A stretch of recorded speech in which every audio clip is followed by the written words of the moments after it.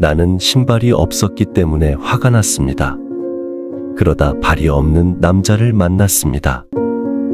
인생은 그 복잡함 속에서도 종종 운명 그 자체와 마찬가지로 피할 수 없을 것 같은 고통스러운 사건을 동반합니다. 우리가 슬픔으로부터 자신을 보호하려고 아무리 노력하더라도 그것은 결국 모든 사람에게 영향을 미치며 우리가 공유하는 인간 경험을 극명하게 상기시키는 역할을 합니다. 이러한 고통의 보편성은 다음과 같은 질문을 던집니다. 고통이 어쩔 수 없는 운명 같은 것이라면 그러한 피할 수 없는 고통 속에서 우리는 어떻게 삶의 의미를 찾을 수 있을 것인가? 비극에 대한 심오한 관점을 제시하면서 찰리 채플린의 지혜가 빛을 발하는 것은 바로 이 탐구에서입니다. 세계적인 명배우요, 코미디 천재로 유명한 찰리 채플린은 이렇게 말합니다. 나는 비극을 좋아합니다. 비극 뒤에는 항상 아름다운 것이 있습니다. 불황자라는 상징적인 역할로 잘 알려진 채플린은 종종 인간의 고통에 대한 더 깊은 성찰을 가리는 유머로 청중을 사로잡았습니다. 그러나 웃음과 명성 뒤 채플린의 삶은 심각한 개인적인 고난으로 인해 깊은 바닥까지 손상된 상태였습니다. 런던의 빈곤층에서 태어난 그는 불안정한 어린 시절을 보냈습니다. 알코올 중독자였던 아버지는 가족을 버렸고 어머니는 정신질환을 앓다가 결국 수감시설로 보내졌습니다.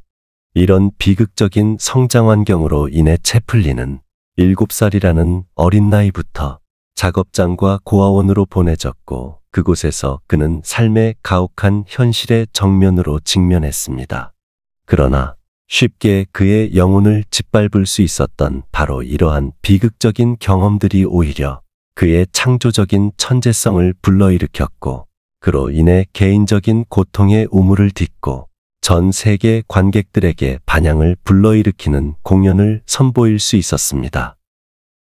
채플린의 여정은 개인적인 승리의 이야기일 뿐만 아니라 비극에 직면한 평범한 사람들의 삶을 반영하는 거울이기도 합니다.